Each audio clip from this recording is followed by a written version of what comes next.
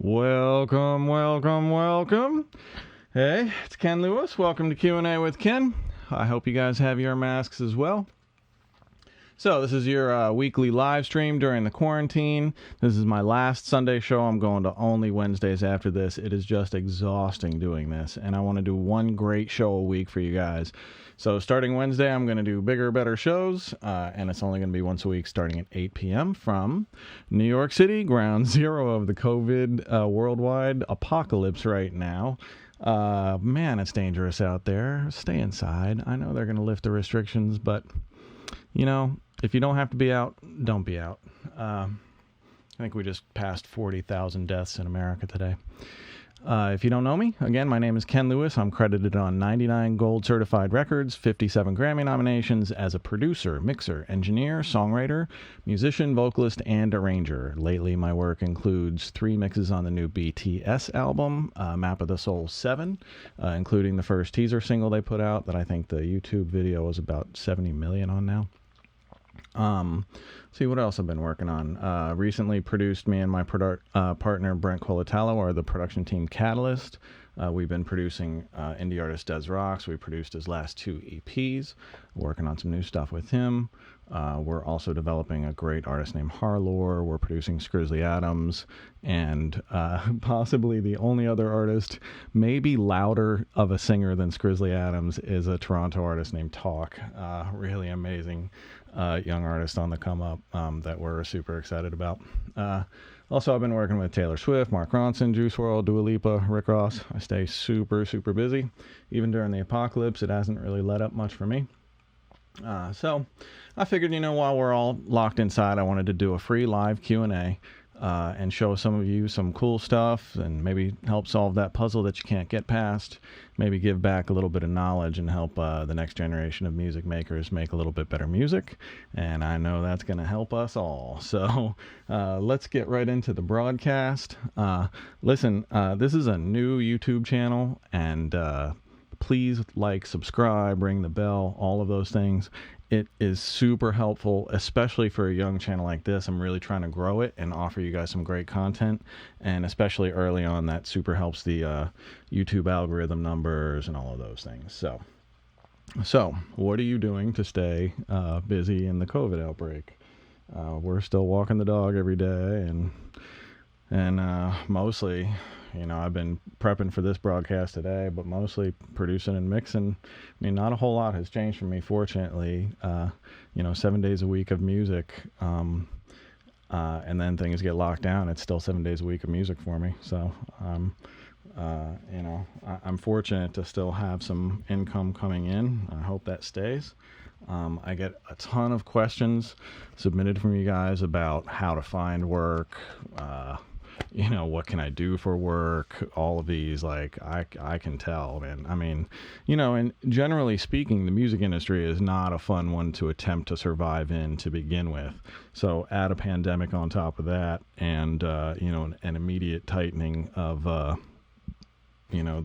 world economy. And, we're all in for a little tight run for a while. So I'm going to get right into Q&A. I've got a ton of great questions tonight. Actually, let me give you a quick rundown of what I have going on tonight, because it's going to be an action-packed show. So I'm giving away the Kush Audio UBK1 compressor, and if you've watched probably any of the previous broadcasts or any of my tutorials at Audio School Online, you've seen me use the UBK1 a bunch. It's like when people ask me what my favorite compressor is, I say for compressors that I want to hear working and I want to hear the color of, the UBK1 is probably my favorite. For compressors that I want to be transparent and be a workhorse, but I don't hear them working, I would go with the UAD 33609.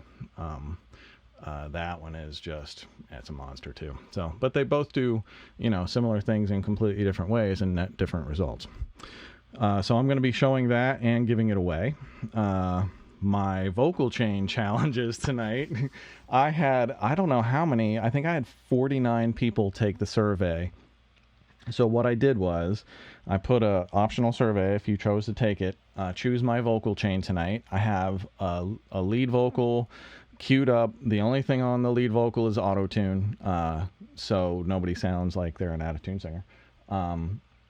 And I'm going to reveal the results of the survey live. I have them queued up, but I have not seen them. Choose Ken's vocal chain results are right here. So as soon as I hit respond, oh, we got 50 on the thing now. So I'm gonna see what you guys chose for me, and then I'm gonna go straight into mixing a lead vocal with whatever chain you guys have picked. And I want to talk a bit tonight about plugins and methods and all sorts of things.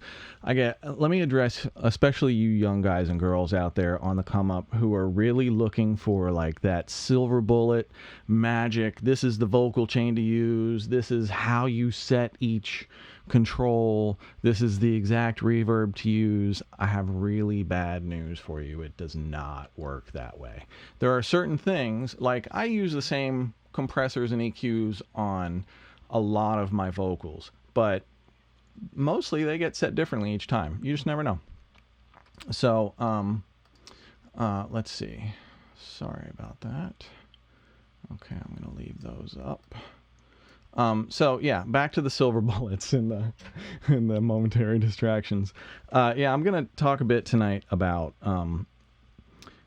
with the plugin vocal chain. I think my goal is to show you that there are certain tools that professionals choose because I think they make us feel the most creative or the most productive or the most in control of what we're trying to achieve. And speed is always a big consideration. When I find a plugin that I like or don't like, one of my evaluating criteria is how fast is this to use?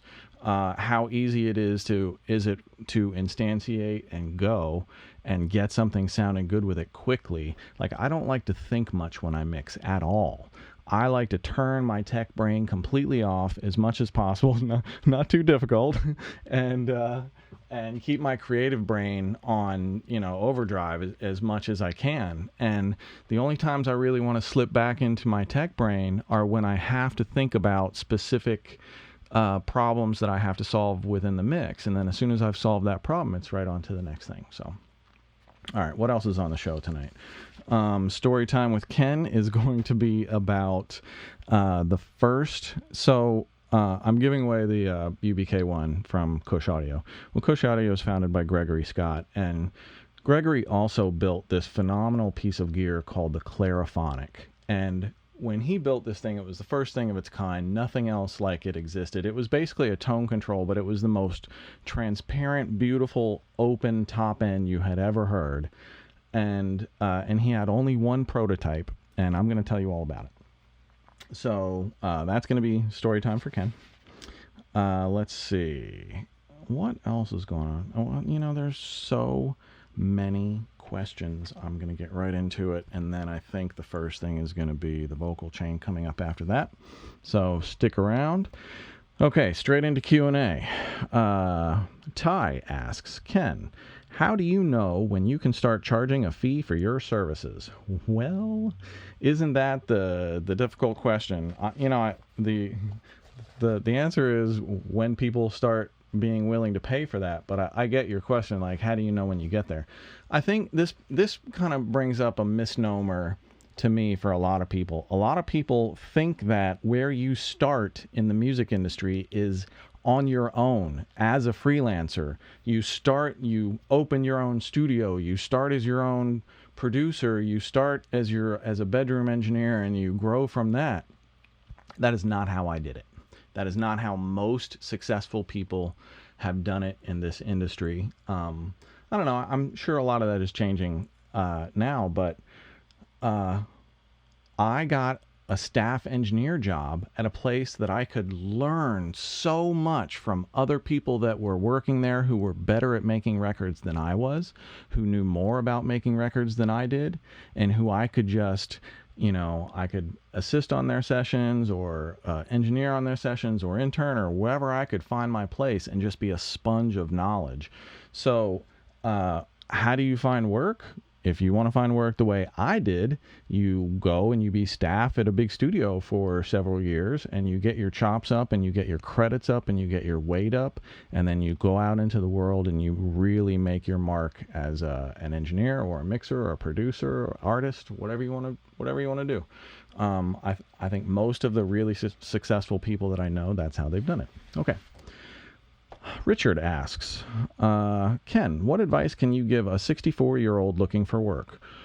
Along those same lines, but I'll give you other specifics, Richard. I would say, one, very important, keep up with current technology. This goes for everybody. Keep up with current technology. Know what is going on. Know what splice is and how to use it. Know what the current DAWs are, and know what is happening on the radio and happening on Spotify and happening on the charts and reacting on like TikTok and things like that. So I think it's really important to stay current, but most importantly, you simply have to offer something that people are willing to pay for. I don't know what you do. So if this is a hobby and you're just looking to pick up side money making music, hobbyists don't really make money in the music industry. This is for people who throw down. So hobby, no. If, let's see. Oh, the other thing I wanted to plug for a specific is, I've mentioned on the show before, soundbetter.com. So soundbetter.com is kind of like a creative hub for people. My production partner, Brent Colatalo, is on SoundBetter. You can find him there. He gets a lot of mix work on SoundBetter. You can hire him there. He's a fantastic mix engineer. And he does real well on SoundBetter. I think it's a great service to connect creatives with other creatives that need their services. So that's another place to check out. I'm not on SoundBetter. I don't need that to find work, thankfully. But if I did, that's where I'd be. Okay. Casey in San Diego asks, Ken, where do you see the music industry heading into the new decade? The rise of bedroom artists and producers continues to grow stronger. Yes, it does, Casey. Plus, the amount of mixing resources and knowledge at our fingertips and the quality of mixes you can get from in the box is now just incredible. I concur, Casey. And Casey asks, how are major labels going to keep up moving forward? Well, got news. The thing that most people discount or don't understand about the reason that major labels still exist and why you need them if you want to be a big international star, with almost zero exceptions, is their distribution.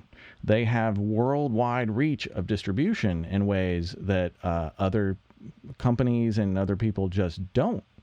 And they can put you, like, Billie Eilish is a perfect example. About this time last year, I was in France working, and nobody there really knew who Billie Eilish was yet, but there were billboards of her everywhere you went. And I guarantee you, a month later, everybody knew who Billie Eilish was in an entire other country. So that's just something that you can't do as an individual or as a smaller company or as an indie marketing company. That's something that has to be coordinated from the top of a billion-dollar company. So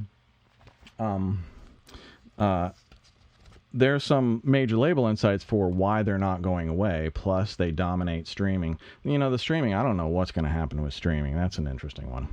All right, I'm going to move on. Mixing, how to effectively mix auto-tune. I think I'm going to show that later on when I do the vocal chain challenge. So hopefully I'll remember to do that. Let me take one off the chat. From the chat, submitted from Ultra Josh Beam. Do I have to go to school to be a successful producer? No. Most successful producers I know didn't go to school. Not for production, for sure. I went to Berklee College of Music. I love the school. It was a great school. It's fucking expensive as hell now. I mean, I don't know who can afford it, but if you can, man, that's a great place to spend 4 years and really learn this stuff. And I was up there doing master classes last year, and they really got some people that throw down. So that's a great program. I don't know any of the other programs if they're great or not, but successful producer, you don't need school for that. You need to have vision and creativity and a sense of how songs work, and a sense of how to work with artists, and you need to produce something every single day and grow and network and do all of these things. There's not one thing, there's 1,000 things that unfortunately you just kind of need to keep up with and push everything forward until something breaks for you. And the heartening / disheartening part of that is, as soon as you get something jumping off for you, usually it makes it a little bit easier to get that next thing, but you need that next thing. You're only going to survive and ride but for so long with that one good thing. You need to work to the next one, and then the next one. And then you wake up like me 28 years later and you got 99 gold records, and you wonder, how the fuck did that ever happen? I mean, when I was 18 years old and living in Cincinnati, Ohio, and dreaming about moving to New York City, my goal in life was to someday work on one gold record. That is a super, super lofty goal, and I had that by 23. So after that goal went down, I just started looking for bigger goals, and I just started, another thing people constantly ask is, about the immediacy of how you get here is, what was your big break? This is one foot in front of the other every single day for 28 years, just working hard and always trying to do your best work and always trying to stack your credits and keep your credits fresh and keep your instincts fresh. And it's a super challenge, and not everybody can do it. Sometimes you get lazy or complacent and you kind of forget that things are passing you by. But not me, baby. So, all right, where am I at? This is a good question. Sir Byron asks, do you do a lot of work inside audio clips, such as volume envelopes? If not, do you control all needed volume adjustments with compressors and fader writing? I do a lot of, in Pro Tools, let me see if I can, I think I'm going to bring this up just so I can show you real quick. Skriz LV mixing. Uh-oh. Hey now. That's not cool. All right, let me find this thing. Here we go. Okay. Sorry about that. All right. Oh, no. No, it found it. Okay. So, sorry. So if I chop this thing up, what he's asking is, do I do my work with the fader, which also comes up here, or do I do my work with a compressor, something like Kramer Pi, sure, or do I do my work adjusting individual clip volumes to ride? I guess you could also ask, do I also and or automate? So if you see how I'm changing the actual audio file, I mean, you can change it right back, but I'm changing the actual level of the audio file. So the result of changing the audio file is it pushes more level in this moment into the compressor. So the compressor acts more evenly towards this stretch now that they're more at an even volume. Whereas they were like that before. See how low that is? So if you want your compressor to kind of react to everything more evenly, then you can clip gain a lot of stuff. But I don't really get into doing this a whole lot. I only clip gain when I need to and when I think it's the most effective way to do things. And I've gotten into this clip effects. Like sometimes I'll get, if I have a vocal that's like super nasal or just super piercing in like one word or one line or one section, then I'll get into the clip effects here, and I may go like 2.6 is a pretty, come on, well, okay, there we go. And I may just sweep the clip effects until I find where that really nasty frequency is on that. and then I'll just dial it out of that, and with a tight Q. And what I've done is, up here, I have EQ'd only this individual piece of this one little clip. That EQ doesn't carry to this piece or that piece or that piece. So you can really custom tailor your clips all the way down your song when needed, but usually I only use that for rescue and for really dialing out nasty stuff that's momentary. Soothe is pretty good for that too, and I think Soothe 2 just came out, and I have not checked that out, so hopefully I will do that soon. All right, I'm gonna hide this for a moment. Let me play the Skrizzly thing that I'm gonna mix in a bit. Where is it? I don't care about you, just thought you'd get along. I don't care about you, just thought that we could get along. Yeah, it was high on a feeling. I said I'd be there at 5:35, but I guess I was wrong. All right, so I'm gonna mix that one later. If you notice, now it's recorded well. I mean, I have a C800G, so the signal coming in is really clean, and I'll go over my signal chain and everything later so you guys have an idea of what it is. And I think I'll probably, unless I just totally botch it, I'll probably use that same signal chain during the sprint mix at the end of the night. That's the other thing. I'm sprint mixing a trap song at the end of the night. It's going to be another one by Gringo the MC out of Texas. I want to say Houston. I know they're close to, I think it's close to Houston, but Gringo the MC and Chris Howard is the studio owner. I'll get the name of his studio in a bit. And Chris engineered and tracked it. I'm going to sprint mix the hell out of that song tonight. It's called On Bleed. So tons of 808 subs and trap drums and vocal loops and, straight up trap.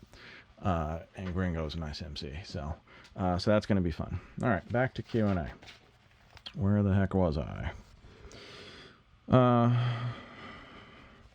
Michael asks, when EQing and compressing drum kits, do you use the same EQ and compressor to keep the sound uniform?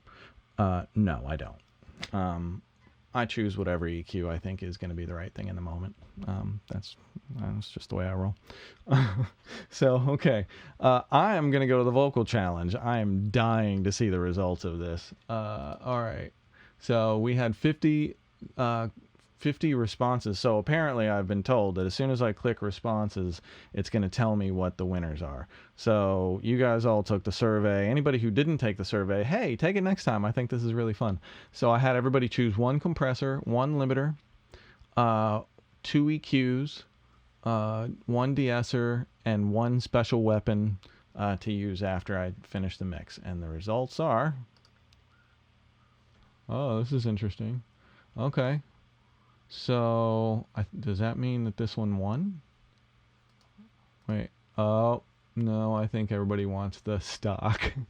Well, the arouser came close. No, that's a CL1B. Okay, so we're going Avid Dyne 3 stock compressor. Piece of cake. I'm not scared. Waves L2 limiter. All right, I'm not scared. You can't worry me that. All right. Waves SSL channel, okay, and what is that? Dyne EQ7. So stock EQ and the SSL channel. I can get with that. No problems there. I'm not scared yet. De-Esser, Waves Renaissance de-esser. I'm not scared yet. Okay. And assign me one special weapon. What is that? Soundtoys Decapitator. All right, I am familiar with that one in depth. This is going to be really fun. Okay, let me put this together. Let's see. So that was L2 stock SSL channel. Okay, let me get this rocking. Here we go. Okay. So on my lead vocal, we're going to start with stock compressor, Dyne 3 compressor limiter. I hate you all for this choice. Nah, this is great. I don't mind this one at all. Yes, I do. I had this sinking feeling you were going to stick me with stock plugins, which is okay. This is a great part of the lesson because, one good thing to know about this. So I have a school, audioschoolonline.com. It's my school. I do all the tutorials. I have a tutorial called Mixing Lead Vocals, and the way I set up mixing lead vocals was I set up 5 separate completely different vocal chains, and I mixed the same vocal through 5 vocal chains 5 times in a row, and then only after I was done mixing it 5 times, I directly compared all of the results, A, B, C, D, E, and just to see where I was. Let's see, the other one was a Waves SSL channel. Okay, Waves SSL channel, I'm pretty sure I have that one. I probably should have checked. Okay, yep, I got that. All right, and then the De-Esser was our De-Esser. I am familiar. And then my special weapon was the decapitator. I'm going to add that later. Okay. So, yeah, so back to so I have this lesson called Mixing Lead Vocals, and I mixed through 5 separate lead vocal chains. One of those is all waves, one is all UAD, one is all stock, and then 2 are like, mixer's choice. I chose either my favorites. I think one was a channel strip, and then the other was like my 5 favorites of whatever. And the results were strikingly similar because my ears are the ones that are guiding me to an end result, not my eyeballs. All of these things are just tools. If you have a true command of all of your tools, which is what we're all working towards achieving, then you can use those tools to make the best music that you can make, and you can feel the most creative with them. I think we all want to get to the point where we can forget about the tools and just focus on the music. And as a mixer and as a producer, that is the number one most difficult, most important thing to do, is be able to focus on the music. So I'm going to focus on the music now and mix some fucking vocals for you guys. That's what I'm going to do.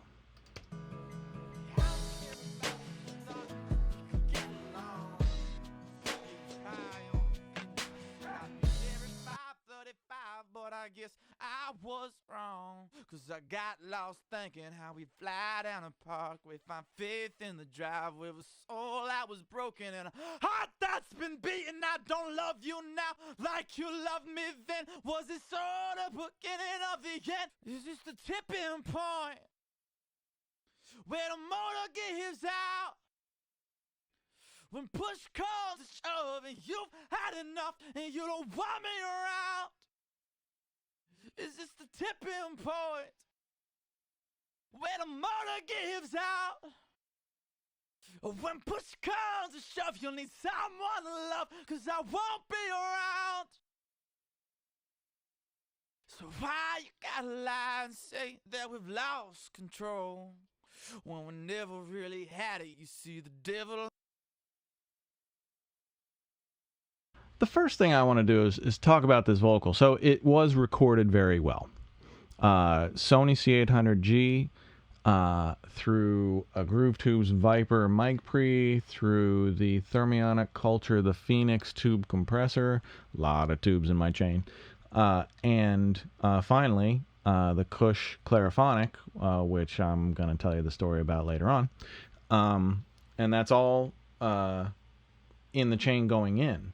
So I really try and capture the best vocals I can possibly capture on the way in. I don't over compress, but that compressor is working as much as it needs to.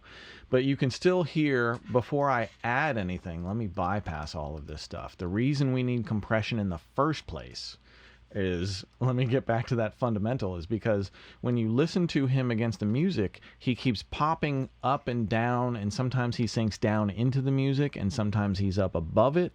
And the compressor just evens that all out and keeps him just above the music where you want him to be, and without kind of jumping up and down. And then the limiter reduces that dynamic range even more, so you have to do less automation. And these things are usually really musical. They don't, they do your work for you. So let's listen to how it is raw. No plugins on it right now. I don't care about you, just thought that we could get along. It was high on a feeling, I said I'd be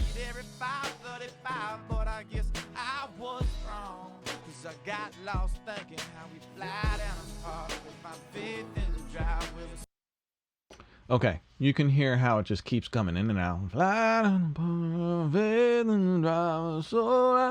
You know, the singer, your job as a mixer is to make sure that everybody hears every single word of that lead vocal. That's your number one job.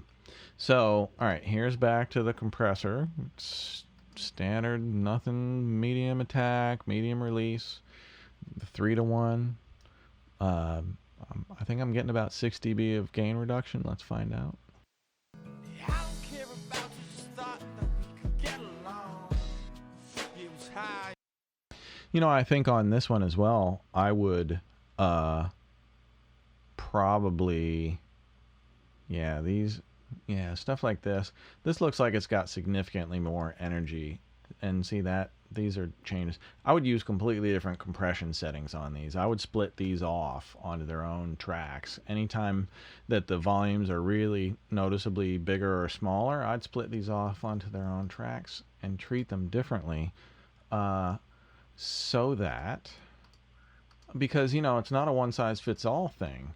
So that's where the compressor worked for the intro. But for here's the exact same compressor setting. Let's see how it's reacting to this.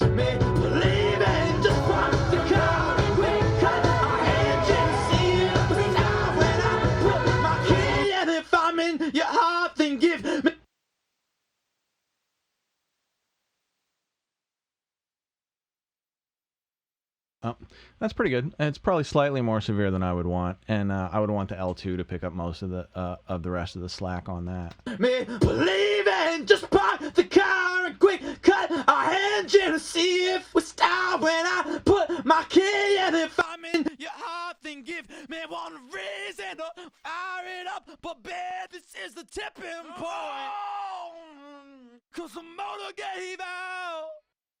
And you see what I'm trying to do with the limiter is kind of similar to what I'm trying to do with the compressor. I'm just trying to get the limiter to always be touching it just a little bit.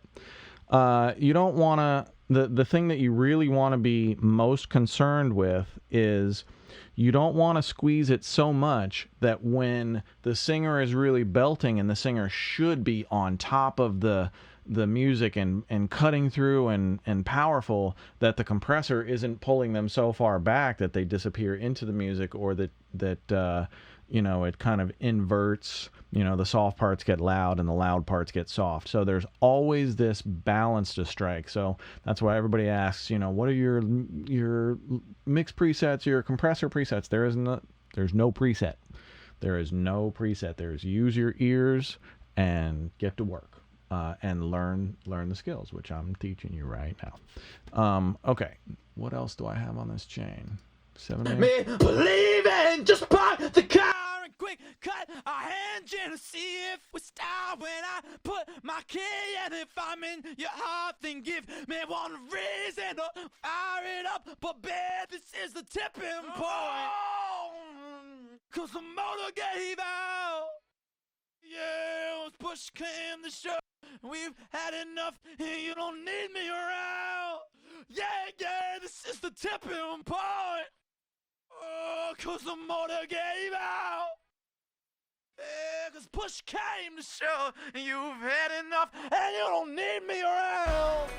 Me believing, just park the car, quick cut our engine, see if we stop when I put my key in. If I'm in your heart, then give me one reason to fire it up. But babe, this is the tipping point, 'cause the motor gave out.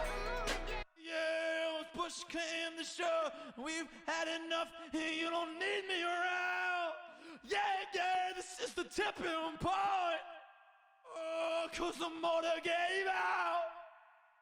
Yeah, 'cause push came to shove.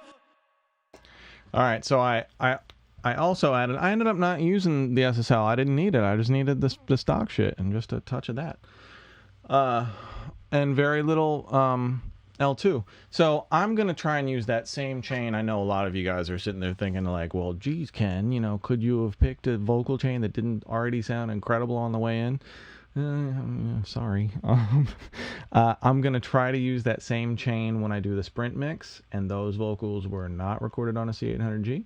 They're recorded decent, but it's, you know, it ain't the absolute cream of the crop.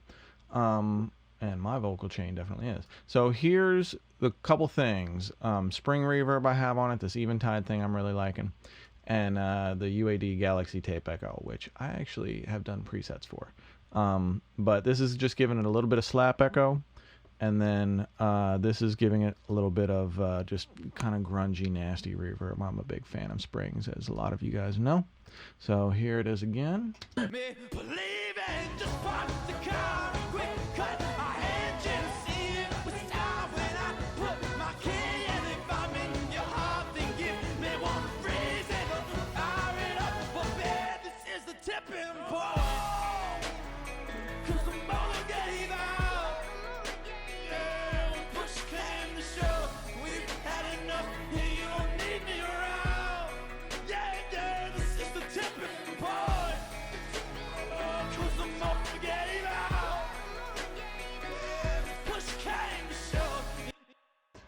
Okay, one really important thing, I'm putting this EQ3 7-band in the beginning of the chain because I'm hearing problems in the sub. I'm running dual subwoofers here, so if there's a sub problem, you know, with like plosives in the, or room rumble or something like that, I feel it. So I've been feeling it here.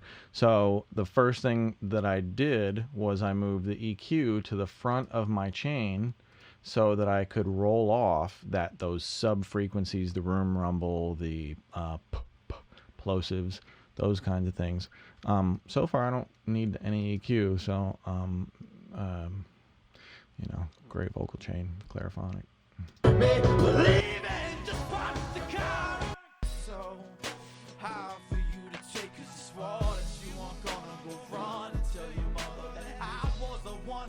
So why the hell bother? You don't love me now like you loved me then. Was this all the beginning of the end? Is this the tipping point where the motor gives out? When push comes to shove and you've had enough and you don't want me around. Is this the tipping point where the motor gives out? When push comes to shove, you'll need someone to love, 'cause I won't be around. So hard for you to take, 'cause you swore that you weren't gonna go run and tell your mother that I was the one. So why? Okay, so when you're using a de-esser, there are so many ways to use a de-esser effectively. If you don't know what a de-esser does, it takes away those kinds of sounds are sibilances. So it de-sibilances things that carry too much sibilance. So this is just taking down a little bit of the top end. Every time that he says those S's and T's a little bit too strong, this just grabs it and knocks it back a little bit. But if the S's were really centered like in the mid-range, if he had like a lot of those types of sounds, I would probably go for a notch de-esser. I don't know how many of you even think about notch de-essers, let alone use them, but these things can be super, super effective when you have harsh frequencies. It's kind of, think about it as like a soothe. Whenever those harsh frequencies get a little bit too harsh right in this range, this just tucks them back a little bit. So, I mean, sometimes I'll use this on acoustic guitars, on lead vocals, sometimes on snare drums that just bite a little bit too much in that mid-range where the vocal is, and you just want to get rid of a little bit of that too much bite. So these notch de-essers can be really handy. I don't know how it would sound on Grizzly right now. It probably will sound terrible. Let's find out. So hard for you to take, 'cause you swore that you weren't gonna go run and tell your. The other thing about de-essing that's very important to know is if you do too much, it makes them sound like they're lisping. It makes them sound like they're lisping. All the S's go away and they sound like this, and then you have gone too far, and that's what you want to listen for, that you know you've gone, uh-oh, I've gone too far. It sounds lispy. Let's get those S's back. I'll show you what that sounds like. So hard for you to take, 'cause you swore that you weren't gonna go run and tell your mother that I was the one. So why the hell bother? You don't love me now like. You see what I'm talking about? Okay.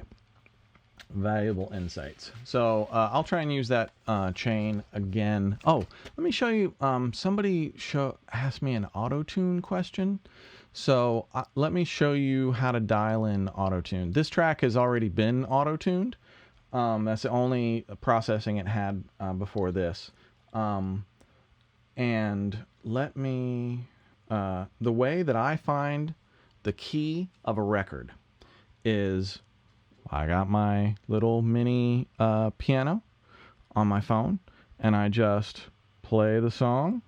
And I know musical keys, so if you don't know what the key of a musical song is, a major key or a minor key, then this might be a little bit over your head. But there's basically, I'm looking for the key of the song with my piano. So. I don't care about you, just thought that we could get along. It was high on a feeling, I said I'd be there at 5:35, but I guess I was wrong. 'Cause I got lost thinking how we fly down the park with my faith in the drive with a soul that was broken. I think it's an E major. E major, okay. Or D flat minor, or C sharp minor. No, it would be C sharp minor. Okay. So that's how you find the key. So if I'm in E major and I put Auto-Tune Pro, the first thing I'm going to do is set the detectors. So Scrizzly is an alto tenor. That's kind of like that big booming mid-rangey sound. And he is in E major. I could also put this to C, what would it be? D flat minor. And it's going to give me all of the exact same notes as as E major.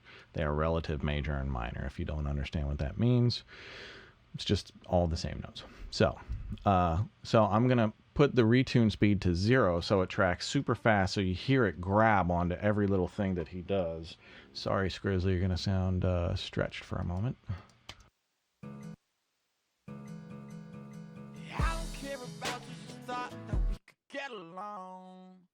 It was high on a feeling, I said I'd be there at 5:35, but I... So now, as you relax the tune speed of the auto-tune, you can create different effects. You can still get that stretchy thing, but you can get it a little less severe, so it sounds a little more natural, like around like a 4 to 8. You get that. Let's try it at like 7. I don't care about you, just thought that we could get along. It was high on a feeling, I said I'd be there at 5:35. Hear how it's not quite so grabby, but it still gives you that classic auto-tune sound. And then if I wanted it really tightly tuned, but I didn't really want people to hear the artifacts, they got to be close, and I think 13 or so is about the fastest you can get. I don't care about you, just thought that we could get along.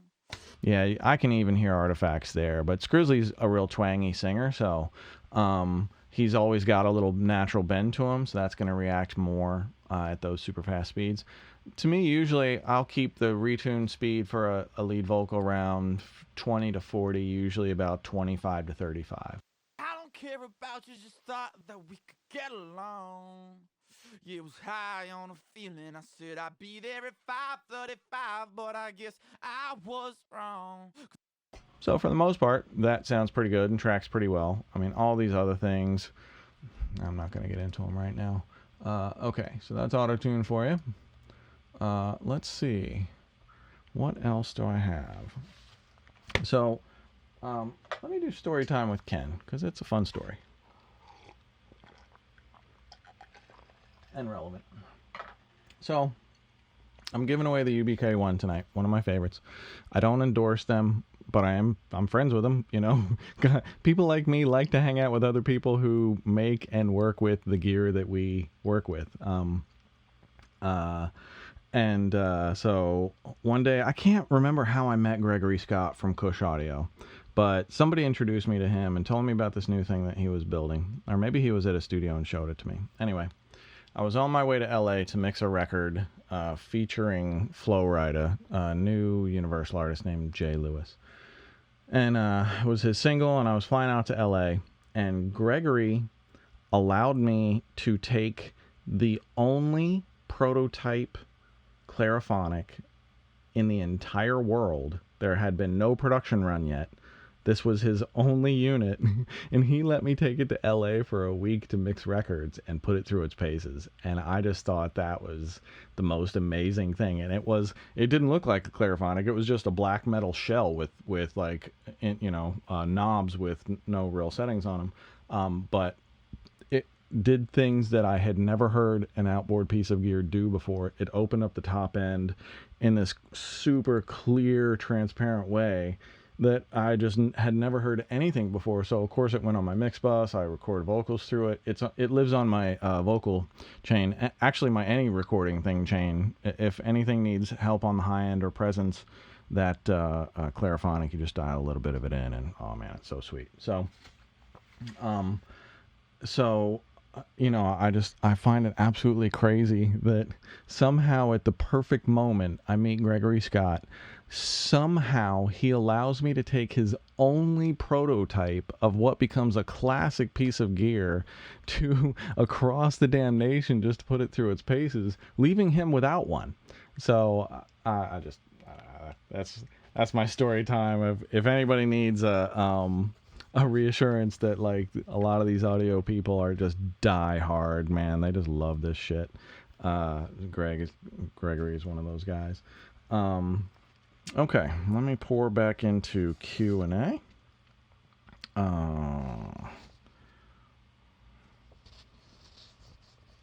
Okay, Tony K asks, while mixing, frequency boosts or cuts are cleaner on the digital plugin side or through analog console prior to printing the tracks. Usually I do surgery with plugins, and usually if it's broad strokes, it can certainly be console. It could be a Pultec or a Neve EQ a plugin.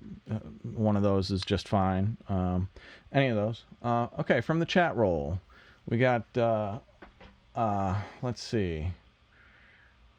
Chat roll. Bill McDonald, is there a way to de-ess without a de-esser?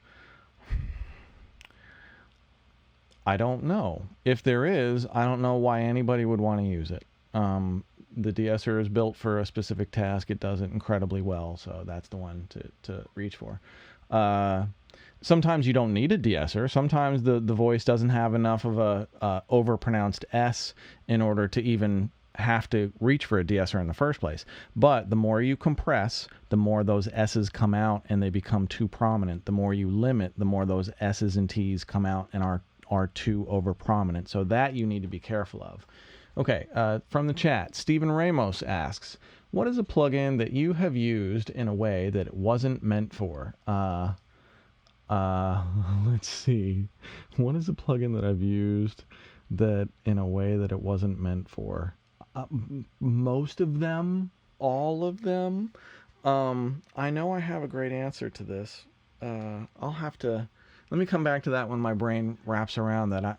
Because I use plugins pretty severely sometimes. Okay, I'm going to find an answer to that. I'll tell you, guitar pedals are one of those things that I use in unconventional ways. Like I'll use it, like on a snare drum or a breakbeat or, something weird like that. And just, I shape a lot of things with pedals. Sometimes I'll use the spring reverb stomp box pedals as my main lead vocal reverb. We did that on Des Rocks a whole bunch. That's the stuff. I never have any real preconceived notions about what I'm going to do. I try and really just kind of keep it fresh and pick as I go, and make the right decisions, as many of them as I can, as many times in a row as I can. Okay, Francis asks, hey Ken, caught the first half of your last webinar. Cool, thanks Francis. Awesome job. You seem to be the first engineer that explains stuff in the most understanding way. I appreciate that. I do try my best. But, there's always a but. But I was wondering, do you have a standard Pro Tools recording template that you can share for a download, please, as a newcomer to your process? That includes starting levels, vocal chain settings, most effective plugins for radio ready quality, mastering plugins. It would be much appreciated. So I said this kind of earlier in the broadcast. That's not exactly how it works, but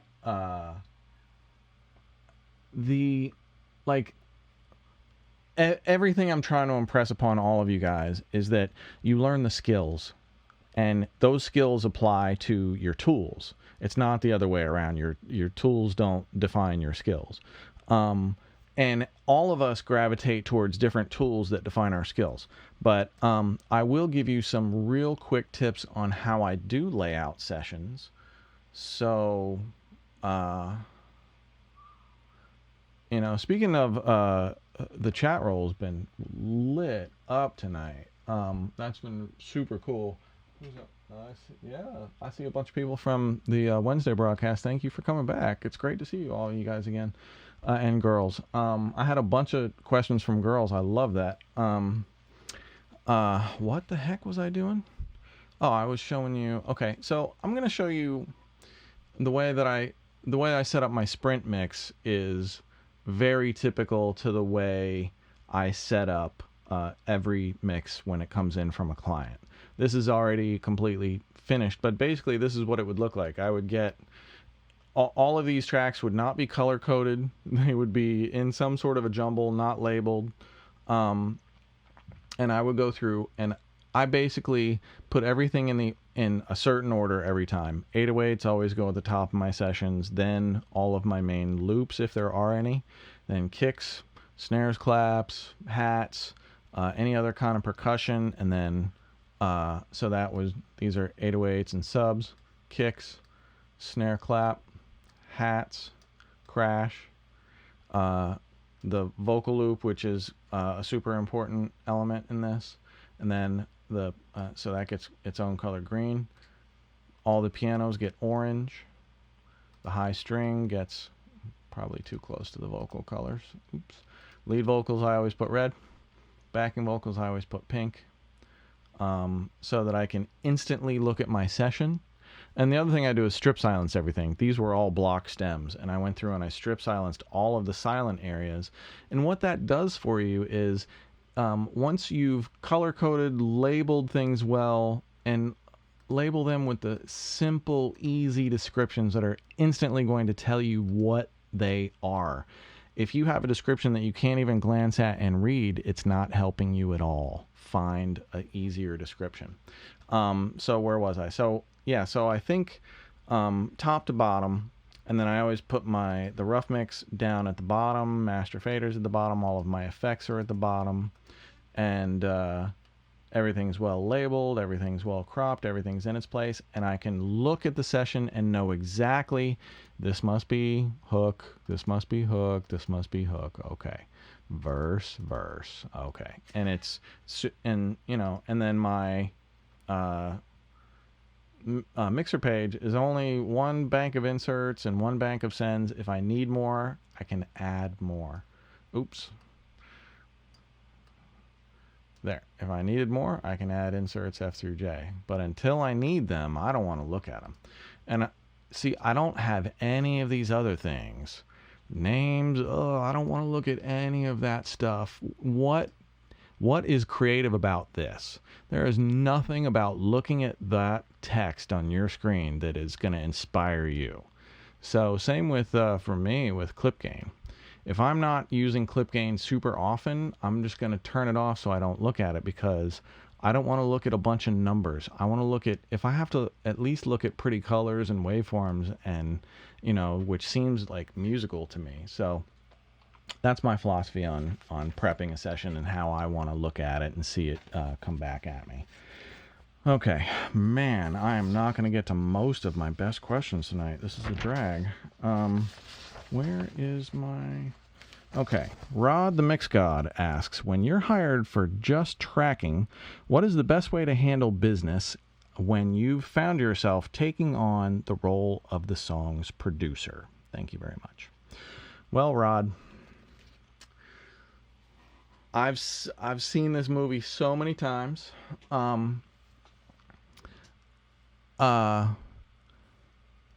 If you're the tracking engineer and you feel like you're now producing, you have 3 choices. Stop producing and just track. Pull the producer or the client aside and go like, hey, my role has changed. I don't want any extra money, or I do want extra money. Let's work out the business on this. My role has now evolved into this, and this is the credit that I think I deserve. Understand that they might fire you on the spot right there. Dude, you're the fucking tracking engineer. Now you think you're the damn producer? We're gonna go down the street. Sorry, bud. You know, that can happen too. You can overreach and blow your gig. And I think the lesson here is don't ever not get business straight in the moment or not up front and just expect them to do the right thing on the back end. If you've ended up producing most of a record that you were only supposed to be the tracking engineer on, and the record comes out and you don't see your name as the producer, and you go, oh, fuck those people, man. They didn't give me my production credit. I produced all those damn vocals. They know that shit too. You know what? Fuck, dude. That's on you. If you don't ask for the credit when it's going down, or at least immediately after the session, like, yo, dude, I really kind of produced those. Can I get a co-production vocal credit, something? Is there anything that I can do? You know, let's work this out. Like, you know, be reasonable, but don't just expect people to give you the credit you think you deserve after the fact without you establishing. So it's your job to make sure you get your credit. It's not their job. Okay. Great question, Rod. Alibi asks, what mix are you most proud of and why? What one item stood out to you most? Please share the process. Do you got a first aid kit handy? Danity Kane, Damaged. So I began telling the Danity Kane Day 26 story last week, and I got totally sidetracked on some other stuff. So the culmination of last week's story was that I ended up mixing 2 albums back to back that came out like a month later and were back to back number ones. Danity Kane came out and they were number 1 on the Billboard Top 200 Albums charts, and the very next week Day 26 came out and they were number 1 on the Billboard album charts. And it was at a time where I was coming off a year with no major label credits, which had never happened. So it was a really crucial time in my career, and a time that really kind of re-energized and re-sparked things, and it just was a lot of patience and hard work and making sure that I was ready when that other big call came, and it kind of put me back on super sound footing with a couple new number 1s to talk about. So this is the song, Damaged. Do you got a first aid kit handy? Do you know how to patch up a wound? Tell me, are you patient, understanding? So yeah, the other cool thing about that was, I forgot I got Mark Jackson to answer you guys with. Oh, that's gonna be so cool. Was when I started the mix, Puff asks me, he says, now listen, there's 5 girls in the group singing. You got to treat all 5 of them like lead vocals. When one is singing and the others are singing backgrounds, they need to be as loud as the lead vocal. And I'll tell you, that was one of the most crucial mix feedbacks that I've gotten from a producer or a label head or whoever, because I probably would have mixed those I would have mixed the backing vocals that always support the different leads because they're always trading off leads. I'd have mixed those background vocals a little bit back and they wouldn't have had the same energy and push, and Puff just knew that going in, and that was a great direction. So here's 5 more seconds. Clear the hole in my heart tonight. Every remedy and nothing seems to work for me. Baby. Whew, that was a 26-hour mix. It was 180 tracks. I did that thing on an old Mac cheese grater in 2008 on a Neve VR at Daddy's House Studios in New York City. Daddy's House is the home of Bad Boy Records. It was, anyway. I don't think it's still there anymore. So, I reached out to a friend of mine, super stoked about this. I reached out to two friends of mine. I have great answers from a couple guys on a couple really important questions. Let me show them to you. Here we go. So I keep getting all of these mastering questions. Not mastering. Well, yeah, let me go to Andy's. I keep getting all these mastering questions. I'm not going to read it. Andy rereads the question for you. But I reached out to one of my main mastering guys. He's been mastering all of my indie records and some of my label records for like the last decade plus. Andy Krehm at onlinemastering.net up in Toronto. He does phenomenal work. He's got great rates. He's a good friend. I've known him forever. So I'm going to let Andy tee up the question and answer it for you guys. Thank you very much, Andy. Hi guys, my name is Andy Krehm, and welcome to onlinemastering.net. I've been asked to speak on this podcast by my longtime friend and associate, Ken Lewis. We've been working together since 2007. So I'm going to read a couple questions that I've been asked to read, and I'll do my best to answer. The first question is, and this is asked by Hank, how important is mastering in terms of music artists conveying their ideas, sound to listeners? And the second question is, and it's actually sounds different, but it's basically the same. What is the main purpose of mastering from the perspective of a mastering engineer? So the reason you hire a mastering engineer is, in my opinion, to balance the sequence. And what does that mean? In the best world, I'll get 14 great mixes, and they'll be done over a period of time from, say, 4 months to 2 years. And there's absolutely no way these mixes will sound balanced together when you play them together. And why is that? Because it takes so long to do. So my first job is to balance the sequence. And how do I do it? I load them all up in my program, and I pick one mix that I think sounds typical to work on for the rest of the album. I do my magic, get it sounding as good as possible. He does. And send it out for approval or revision. Once I get the approval, I'll master the rest. And this whole process can take 1 day, could take 2 days, could take longer, but the main thing is I have everything in one session, and I can go back and forth and flip around and balance the sequence. So once I'm finished, I will send the whole album to my producers, mixers for approval. Now my second job I'm asked to do is to master for different streaming platforms. And in my opinion, that's a kind of a lost cause because they all have different ways of controlling the volume of the mixes. And if you send out a master that's too loud, they'll push it down. And if it's not loud enough, they won't bring it up. So what I try and do is work on an average. And when I feel I have the right average, then that's good for release. So I hope that's answered your questions. Thank you. Give it up for Andy Krehm. I love Andy. I love his work. He mastered some of that Secret Wu-Tang album that I did. Okay, I'm going to get to another question from my friend Mark Jackson in a second. Mark is another badass motherfucker making records. But I wanted to get a couple more questions in. MC Marichal from Brazil asks, do you have a checklist of the best practices a producer can have to send a song to you to mix?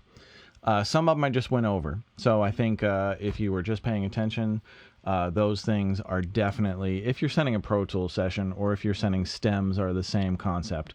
Label them well, organize them well, everything well. So my notes were label well, organize tracks sensibly, color code, provide a rough mix that catches the vibe of the song. So you as an artist or producer, when you're sending to a mixer, you want to give them some insight into what your vision for the song is. It doesn't mean that they're going to get married to that vision and that's all they're going to give you. It just means that you're pointing them in the general direction that you feel like you want to go. Okay.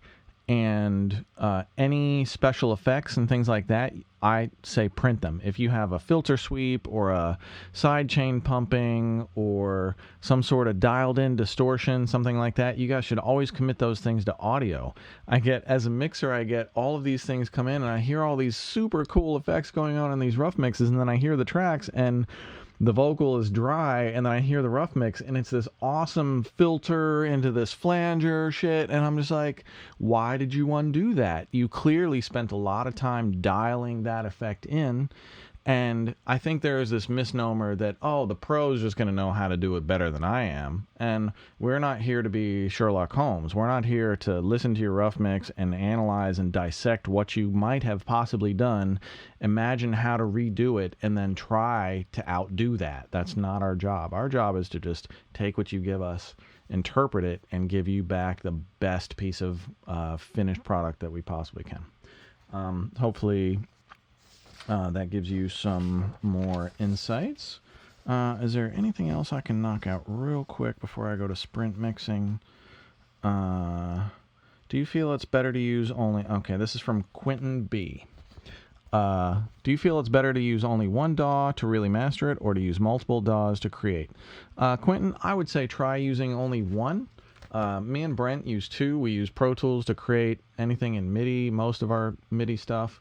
Any grid tempo-based stuff is Logic, and then recording vocals and mixing usually gets done in Pro Tools. Mostly because Pro Tools speaks better to my console. So, alright, I am going to give away this UBK to one lucky person. I hope you get as much use out of this thing as I have, because I use it incessantly. Okay, let's see. I have the... Alright, here's the list of people. How many entrants did we have? We had 88 entrants. Okay.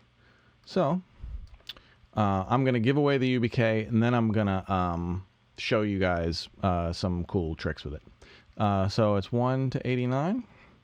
And the winner of the UBK is 34. We got Kurt. Sorry, Kurt. I got to show your email address, but... Kurt, Datasphere2 at Yahoo. Datasphere2 at Yahoo. Kurt, you just won a UBK1. Congratulations. We'll reach out to you after the show and make sure you get your licenses from Kush next week. Let me pull something up and show you this. I'm going to show you... I'll do it on the Sprint mix because this has got a lot of pianos, and I absolutely love the UBK on pianos. So... one of my favorite things about the UBK is the way it grabs. So, like I said, when I want to hear the compression, I reach for this. And my favorite setting on it is splat. That's 90% of how I use this. Splat, and then I will take... Alright, here is a high piano.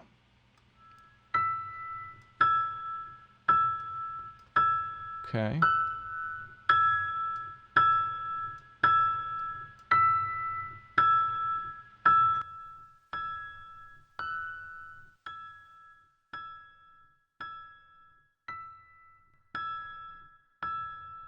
I mean, seriously, it's like cheating. You know, if you want to hear the compression, if you really want something that sounds like you're doing something, this is the one. You hear how... So the way I describe the UBK one is it lets just a little bit of that leading edge of the transient through. So if you're listening to these high pianos, you can hear the hammer hit the string before the compressor kicks in. And it's like the moment the hammer hits the string, then it yanks back on it and immediately pushes forward. So listen to it again with that in mind, see if that helps.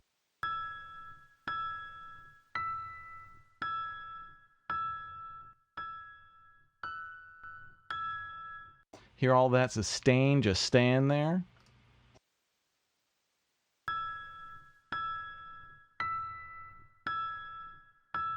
I don't really use the density and saturation much. It's really about this splat compression for me. That's freaking everything. So like I'll use this on especially like picking guitars, like any kind of shit like that. This thing, anything that needs a little bit more of a point on it than what it has. Horns, this is great for like trumpets or T-bones that might just need a little bit more of that transient to pop out. So that's how I use it. Let's see. Also, let's see. I gotta mention the survey, but I don't. So I had sent out a survey a while ago, just asking you guys if, like, I haven't cooked up any new lessons for Audio School Online in a while, and it's no small task to do that. So I sent out a survey asking what you guys thought might be a cool thing for me to cook up a new series of tutorials on, and the summary across the board was how to make digital sound more analog. And for me, that's perfect because I've been making records 28 years. I come from the land of large consoles and mountains of outboard gear and tubes and shit like that. So I know all of those old analog tricks. I know how those people have modeled those things into the digital world, and I think I'm going to start setting upon putting together something to show you guys how I get these, really rich analog sounds out of this really cold digital gear. So that may be coming sometime in the future. And I think I'm going to put out some new sprint mixes at Audio School Online real soon as well too. I've been cooking up a bunch of them for this.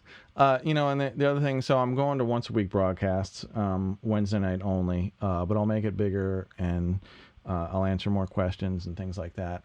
It's just twice a week with this, even during the apocalypse, is just a grueling pace, and I can't keep it up without pissing off all of my paying clients who I definitely want to make sure stay happy. So again, new YouTube channel, like, subscribe, ring the bell, all of that stuff super helps. I can't even believe how much the channel has taken off so far. I've been really overwhelmed with the response, and hopefully I'll continue to keep providing you guys great knowledge. And I'm really trying to build just a further sense of community. When I was coming up in the music business, big studios were everywhere, and you always saw your friends when you would work at Soundtrack or Hit Factory or Sony or Electric Lady, and you'd walk in and you'd ask your assistant, like, oh, who's working in Studio B or Studio C today? Like, oh shit, okay, I'm gonna go say hi. And that's how you would run into people and meet new people and network, and that doesn't really exist anymore. So, I think the chat roll is a great place to be networking here. A lot of you guys are like-minded people. We're all stuck inside probably for a really long time. So I think we should all really make the best of it. And again, I cannot impress upon you enough, if you need a kick in the ass, to wear a damn mask when you go outside, if not for you, for the other people that you might infect, and please don't. And practice social distancing, all of that stuff. It actually is super important and is super effective. When I was in Japan, I could not believe everybody was physically distancing, everybody was masked up inside and out everywhere, and they had a very low transmission rate for a long time. They still do. And we're over 40,000 dead today, so we're America, go number one. All right, enough negative shit. Let's fucking smash some sprint mixes. I'm a little scared of this one, I gotta tell you. I haven't done this. I haven't mixed this song yet, so I only kind of sort of know how it goes. So this is going to be a super challenge for me. And these are raw, untreated vocals. These are not already mixed out stems. So this is, I think, 37 tracks of beat. I'll play a little bit of this song so you can hear what the song is. I really love the song. It's called On Bleed by Gringo the MC.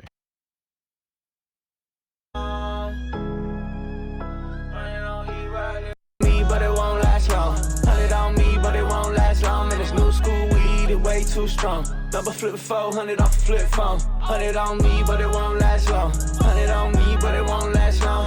I got them tripping, be with but he say please. And a 40 I sip, got a really big beat. I'm moving real slow like I'm sipping Pimp C. All right, that's the rough mix. I'm hoping I can at least do as well as that or beat it in 10 minutes. So if you don't know what the sprint mixes are, these are not designed to get to a finished result of a final mix. These are like, the best description would be the fastest great rough mix you ever did. And imagine a scenario where you have a client, you're launching a new studio, and you have a new client sitting right next to you, and they're waiting to cut vocals, and they're waiting on you to rough mix their song before they can cut vocals. That's a scenario like this, or like something where you just have to get things together lightning fast so that your artist can hear them, or so whoever you're collaborating with, you know what I mean? So the way I've set up these sprint mixes, you can get these at Audio School Online. They're in 6 different levels, and if you've never mixed before, this is the place to start. It basically trains you to rely on your instincts and your gut, and to stop leaning on technology so much for all of your decision making. Your most important gear is right here, your ears. That's the crucial thing. So this trains you to be more comfortable with making very fast decisions, living with them, moving on to the next decision, until you're done. So so again, I haven't mixed this. It's gonna make me sweat. So if you guys want to see me sweat, now is the moment. Let's make me some room.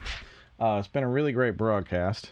Thank you all for still hanging out. Wow, we still got a lot of people hanging. I really appreciate that. Oh shit! I'm so sorry. I did not play.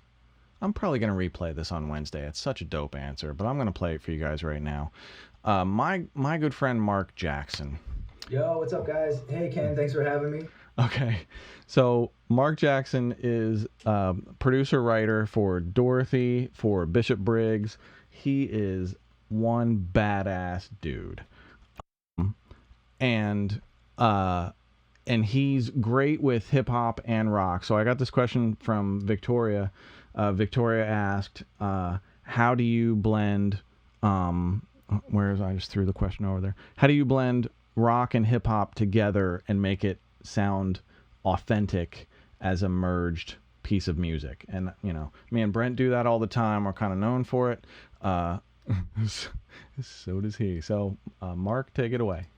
Yo, what's up, guys? Hey, Ken, thanks for having me. I'm a big fan of yours. Honored to be on your show. So my piece of advice for blending styles and making them sound authentic is to really know what sounds, or instruments or frequency ranges define those styles. Like when someone says, hey, can you do a rock mix? I'm going, boom, guitars. That's the first thing that comes to my head. I know that those guitars have got to be like pretty badass. I wanted to do like more of a hip hop mix. I know that my kick and low end have to be pretty badass. And to know if they're authentic, you have to listen to a lot of records. Listen to the records that define those styles. Listen to the great hip hop records. Listen to the great rock records. There's so many out there. So when someone says authentic, they're usually referring to comparing it to something else. And I use a plugin called Metric AB that kind of helps me AB my mix with other records that I like. That I showed that last week. Some records I might like that have like a really cool low end that I love, or a Jay-Z something. I'm like, I'm pop in a Jay-Z record. Let's see how my low end's doing. Or I'll pop in like a rock record or something. See how my mid range is doing. So yeah, man. I mean, that's pretty much it. You got to do your homework. Listen to a lot of records. Know what a good guitar, good drums, live drums, what they all sound like. Good kicks, what do they sound like? You gotta listen to a lot of records. It's my advice, man. Thanks, bro. Thanks for having me. Bye, guys. Thank you, Mark Jackson. So, you'll hear time and time again, pros say the same things. You got to listen a lot. You got to listen, and you got to know what your targets are, and you got to know what things are supposed to sound like. And I would even go a step further than that and say, if you have never been to an orchestral performance, you should go. if you think the way string sound comes out of a box, that's not it. Go to a live orchestral performance so you can really see how the instruments trade off and play off of each other, and all of those super fascinating things.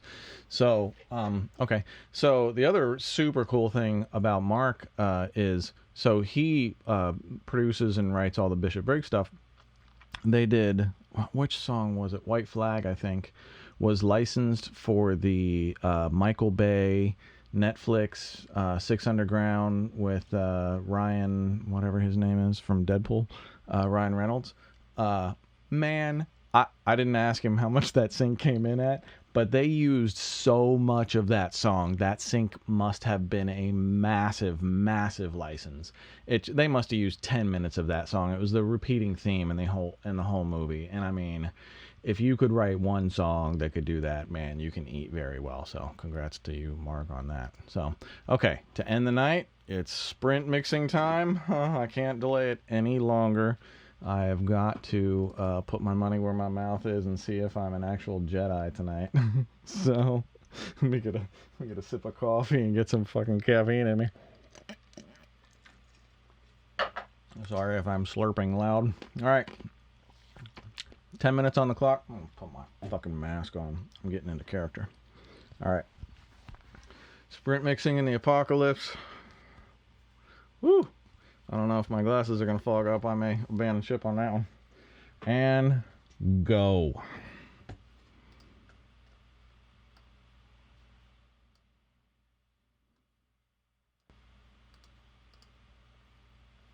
Too long, running on E while I live life wrong. 100 on me, but it won't last long.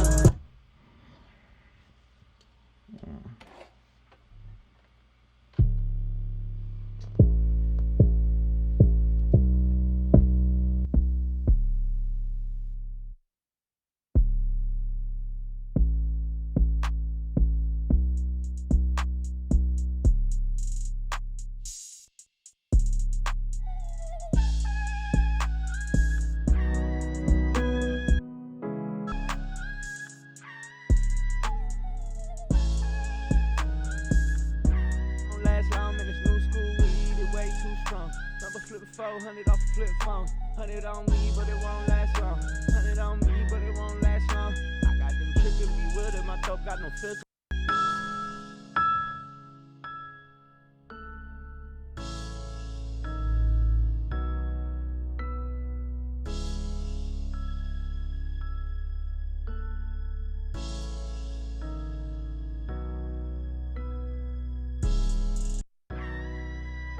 I've been on bleed way too long. Running on E while I live life wrong. 100 on me, but it won't last long. 100 on me, but it won't last long. In this new school weed, it way too strong. Number flipping 400 off a flip phone. 100 on me, but it won't last long. 100 on me, but it won't last long. I got them tripping, bewildered, my dope got no filter. Go check on my bank account. I know the feds out here staking out. This isn't nothing to play about. I see they sweating, they been losing base on me, trying to figure my flavor out. I come from nothing, I made it out. Running the streets like a paper route. I've been on bleed for way too long. Running on E while I live life wrong. 100 on me, but it won't last long. 100 on me, but it won't last long. In this new school weed, it way too strong. Number flipping 400 off a flip phone. 100 on me, but it won't last long. 100 on me, but it won't last long. I got them tripping, bewildered, my dope got no filter. Go check on my bank account. I know the feds out here staking out. This isn't nothing to play about. I see they sweating, they been losing base on me, trying to figure my flavor out. I come from nothing.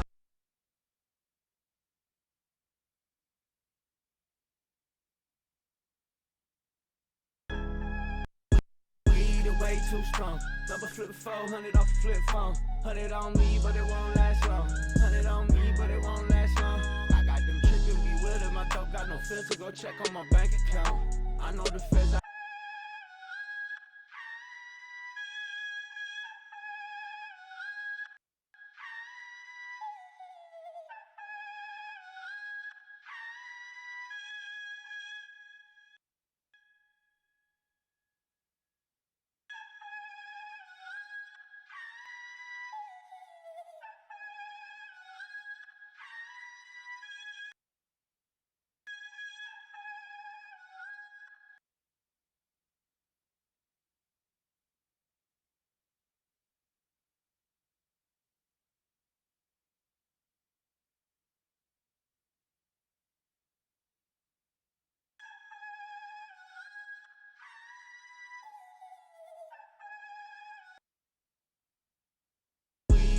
too strong. Double flip 400 off the flip phone. 100 on me, but it won't last long. 100 on me, but it won't last long. I got them trippin', be with it. My dope got no filter, go check on my bank account. I know the feds out here staking out. This isn't nothing to play about. I see they sweating, they been losing bets on me trying to figure my flavor out. I come from nothing, I made it out. Running the streets like a paper route.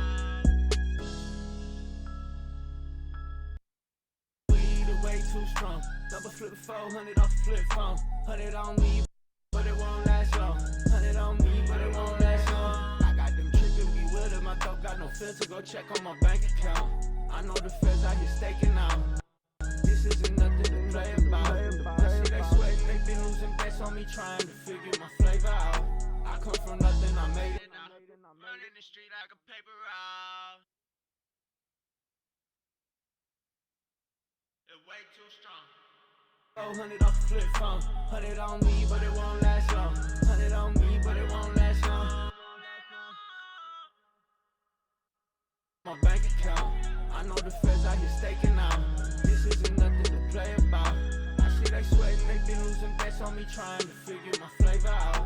I come from nothing, I made it out. Running the streets like a paper route.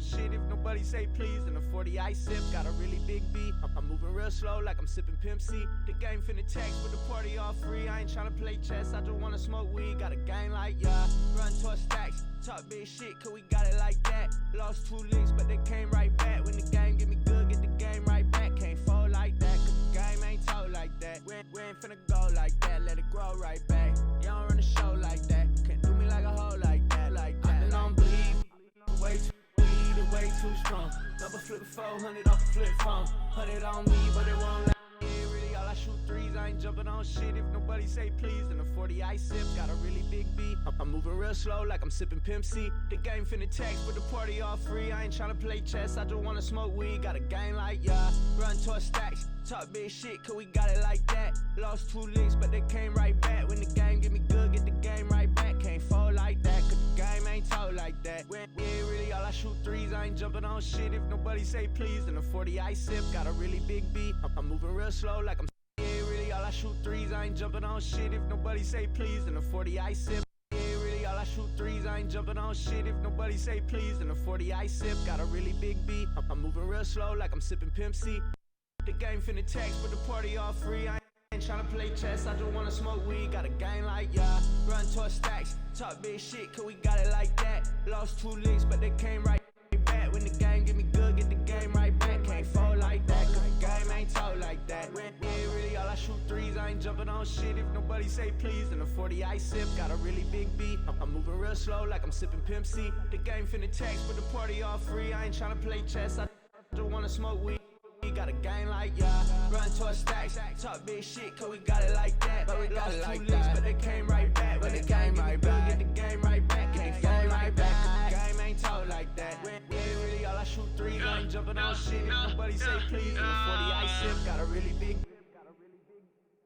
beat. I'm moving real slow like I'm sipping Pimp C. The game finna text with the party all free. I ain't tryna play chess, I just wanna smoke weed. Got a gang like yeah, run towards stacks. Talk big shit, cause we got it like that. Lost 2 licks, but they came right back. When the game get me good, get the game right back. Can't fall like that, cause the game ain't told like that. We ain't really all I shoot threes. I ain't jumping on shit if nobody say please. And a 40 ice sip, got a really big beat. I'm moving real slow like I'm sipping Pimp C. The game finna text with the party all free. I ain't tryna play chess, I just wanna smoke weed. Got a gang like yeah, run towards stacks. Talk big shit, cause we got it like that. Lost 2 licks, but they came right back. When the game get me good, get the game right back. Can't fall like that, cause the game ain't told like that. We ain't really all I shoot threes. I ain't jumping on shit if nobody say please. And a 40 ice sip, got a really big beat. I'm moving real slow like I'm sipping Pimp C. The game finna text with the party all free. I ain't tryna play chess, I just wanna smoke weed. Got a gang like yeah, run towards stacks.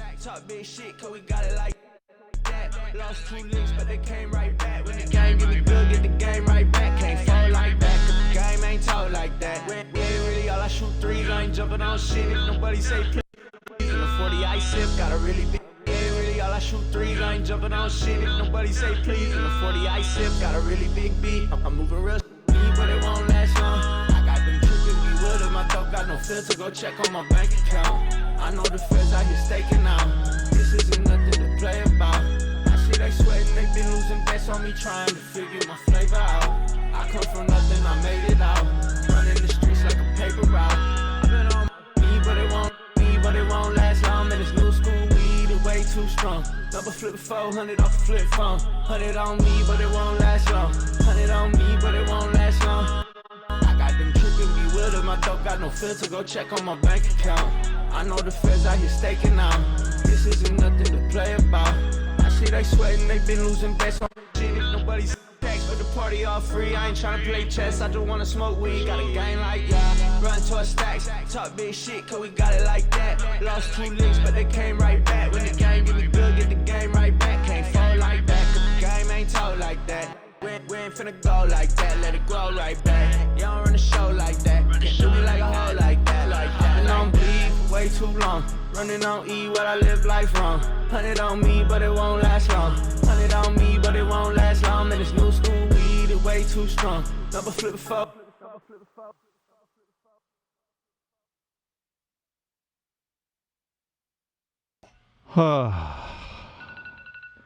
That is mentally exhausting, but so much fun. I think I did pretty well. Let me compare that to the rough mix, and let's if I can get my phone to stop. Okay, well, I'm gonna switch back and forth between the main and the rough, and let me see how I did.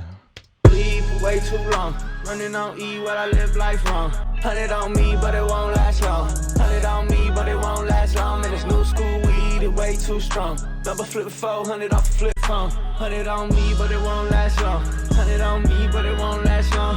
I got them tripping, be with it. My dog got no filter, go check on my bank account. I know the feds out here staking out. This isn't nothing to play about. I see they sweating, they been losing bets on me, trying to figure my flavor out. I come from nothing, I made it out. Running the streets like a paper route. I've been on bleed, trying to get what I need. Get it straight out them sticks, been cutting down. All right, there's things I definitely like about the mine better than the rough after 10 minutes, and some things I still like about the rough better. But my mix is definitely a listenable, like, we could get to work with this shit. So, and the bigger implications of the sprint mixing is to hone your instincts so that when you get that call that you're just lightning fast, you can trust your gut, and you make a decision, you live with it, and you move on to the next one. You live with that, and you move on to the next one. You don't labor over all of your decisions. So, all right. Whew. All right, I'm going to wrap up the broadcast. Thank you all for hanging out. I've had a blast tonight. I will see you Wednesday and every Wednesday after that until this apocalypse is over. So for now, it's Ken Lewis for Q&A with Ken. And also check out my school, Audio School Online. Please like and subscribe to the YouTube channel. And I really appreciate all you guys hanging out. Please be safe. I will be doing the same. Take care.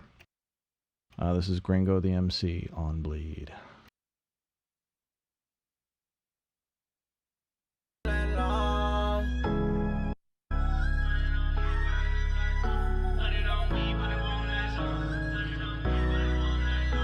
Been on bleed for way too long, running on E while I live life wrong. 100 on me, but it won't last long. 100 on me, but it won't last long. And it's new school weed, it way too strong. Number flip 400 off a flip phone. 100 on me, but it won't last long. 100 on me, but it won't last long.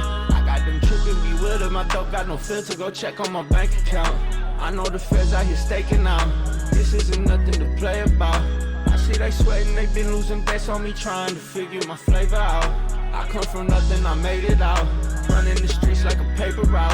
I've been on bleed, trying to get what I need. Get it straight out them sticks, been cutting down trees. And I've been NBA, really all I shoot threes. I ain't jumping on shit if nobody say please. In the 40 I sip, got a really big beat. I'm moving real slow like I'm sipping Pimp C. The game finna text, but the party all free. I ain't trying to play chess, I just wanna smoke weed. Got a game like yeah, run to our stacks, talk big shit, cause we got it like that. Lost 2 licks, but they came right back. When the game get me good, get the game right back. Can't fall like that, cause the game ain't told like that. We ain't finna go like that, let it grow right back. You don't run the show like that, can't do me like a hoe like that. like that. Been on bleed for way too long. Running on E while I live life wrong. 100 on me, but it won't last long. 100 on me, but it won't last long. Man, this new school weed is way too strong. Number flip 400 off a flip phone. 100 on me, but it won't last long. 100 on me, but it won't last long. I got them tripping, bewildered. My dope got no filter. Go check on my bank account. I know the feds out here staking out. This isn't nothing to play about. I see they sweating, they been losing bets on me, trying to figure my flavor out. I come from nothing, I made it out. Running the streets like a paper route. It's like I can't tell if I'm even in the city of the angels. I mean, Hollywood been good to me, but oh well. If I gotta burn the bridges, then it's farewell. Farewell, man, I'm shooting through the ozone. Size 11 on these motherfucking bozos. A 100, then we in here off of fofos. I've been drinking, so let homie please don't photos. No photos. Even how we speak it, keep it decent, but we ride though. They be feeling how I'm feeling, but they hide though. They be thinking that I'm stupid, but I'm with it though. Cool, baby, see the worth of my kaleidoscope. I ain't even tripping on them. Got a vision and I see it clear. Finna shine just like a chandelier. I don't need it first class, bitch, I need a lid. Got them shaking, playing stupid, I can see the fear. I've been on bleed for way too long. Running on E while I live life wrong. 100 on me, but it won't last long. 100 on me, but it won't last long. Man, this new school weed is way too strong. Number flip 400 off a flip phone. 100 on me, but it won't last long. 100 on me, but it won't last long.